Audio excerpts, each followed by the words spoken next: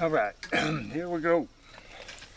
Got a little bit of a different situation today up on the homestead. Getting things ready, got a lot of work to do up here. But I wanted to get this video out about cycle theory and give you a little bit of a hint about what's coming in the future. So, everything in life is cycles. The sun comes up in the morning, goes down at night. It can be very accurately timed so that you know exactly when, because the cycle is consistent. Life is a cycle. You're born, you mature, you get old, you die. And that's a cycle. So, you know, everything is a cycle. Breathing is a cycle. You breathe in, you breathe out.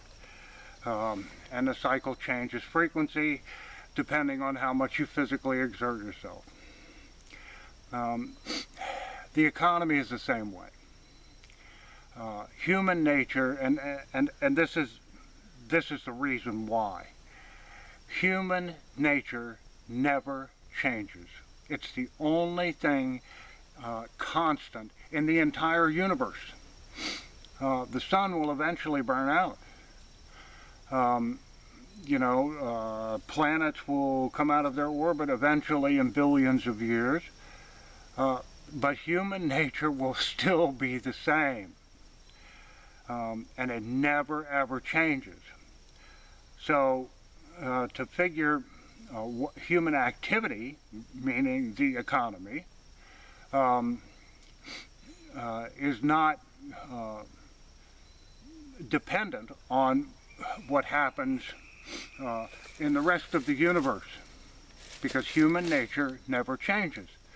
So if you take human nature into consideration, then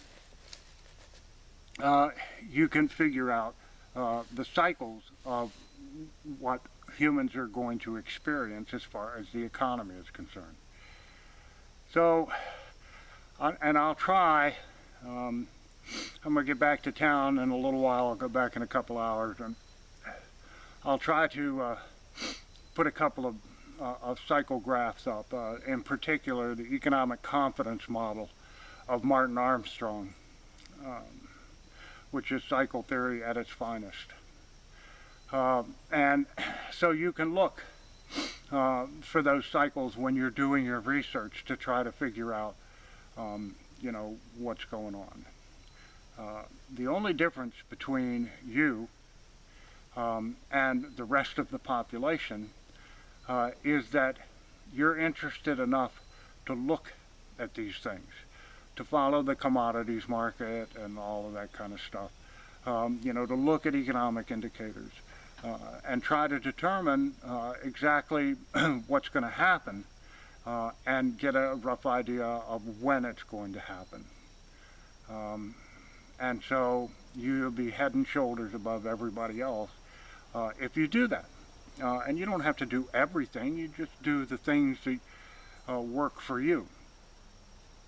So now let me give you a little of what I forecast.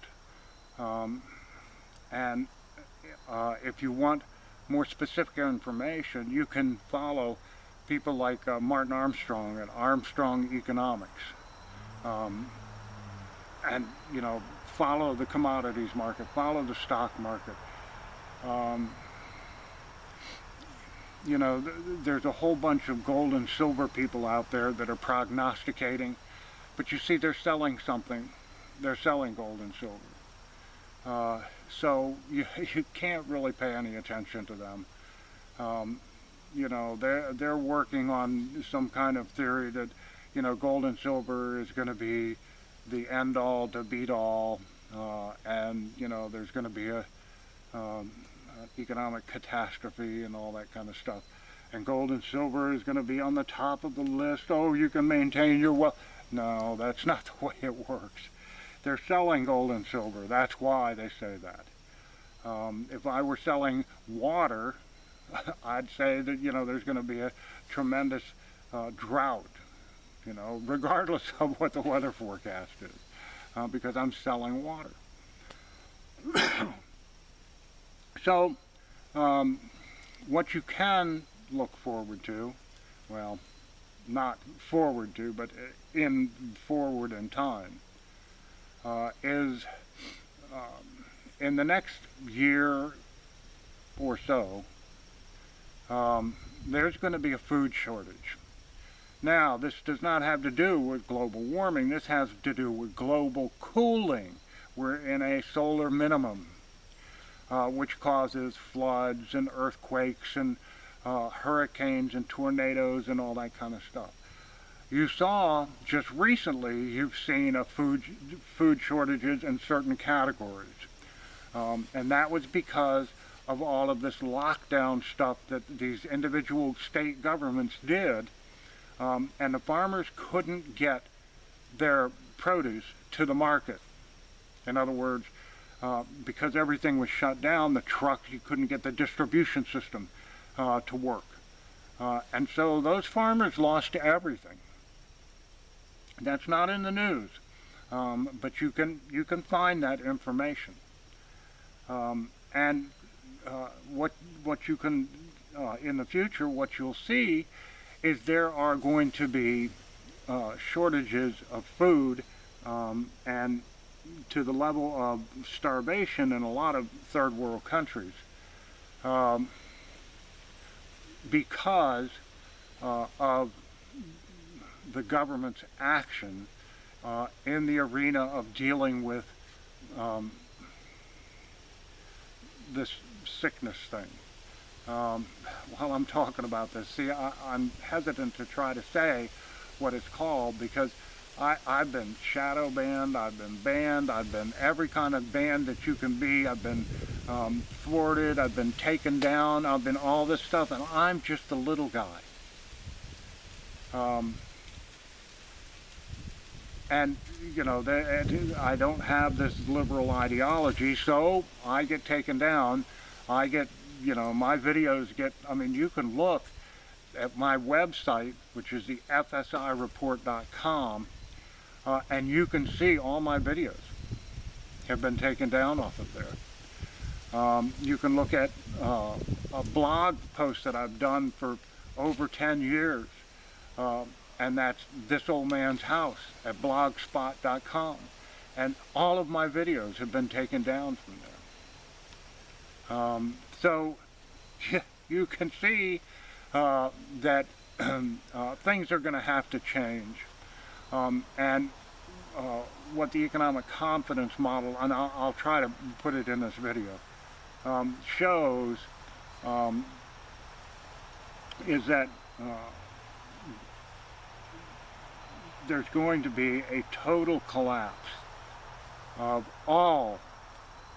the whole world, of all governments in 2032. So, we're looking at 11 years. But between now and then, there are going to be a lot of things that happen. And for you youngsters out there trying to plan your future, remember about natural resources and the processing of natural resources and the distribution of natural resources and manufacturing. Those are the only areas of wealth. January 1st. This is legislation that has been in the Senate for 6 months. They're just looking for an opportunity to shove it in as pork someplace else. But January 1st, they're talking about the Federal Reserve, which is not federal, and it's not a reserve, issuing cryptocurrencies, a digital dollar, and a digital wallet, offering that to the American public. And this is a test run. This is how they're going to eventually see. In the rest of the world, they're already doing this. The United States is kind of laid back. So what we're looking at is the creation by the Federal Reserve which is just a collection of the big banks of digital wallets and cryptocurrency dollars, digital dollars. So, that's the start of a more socialist agenda where the government keeps an eye on what you do by being able to track exactly what you spend and what you spend it on. So, and these things are coming. That's coming in a couple of months. Be interesting to see how that works out. But politics are out of control, worse than it's ever been any time in the history of the United States. And so that's going to play out in the economic confidence model. People are going to lose confidence in the government. It's going to cause revolution all around the world. So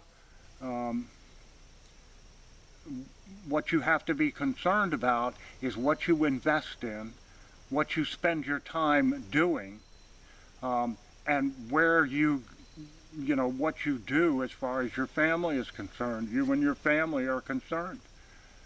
Food, water, clothing, shelter. There has to be, you're going to have money, whether it's a digital wallet with the Federal Reserve or whether, see, the cash isn't going to go away for a little while yet. The US dollar is still the strongest currency in the world. And as Europe starts to implode, it will become even stronger. And there is you see, there's an inverse relationship between precious metals and the dollar. And as the dollar strengthens, the price of precious metals will go down. As the stock market crashes, when it's in the crash mode, the price of precious metals go down. So be careful when you start thinking about investing in gold and silver. Silver might be okay, but gold is going to take a heck of a hit. A double whammy kind of thing. So, there'll be all kinds of new talk about a new Bretton Woods. The G20 will be called eventually, and then the big 20 countries will get together to try to decide a new world currency. If they do that, and in the coming couple of years, if they do that, then I can tell you exactly how that's going to work out. And what that will be, because the International Monetary Fund, the IMF, has been working on that for years. And they've already got their crypto, their SDR, special drawing rights, already set to go.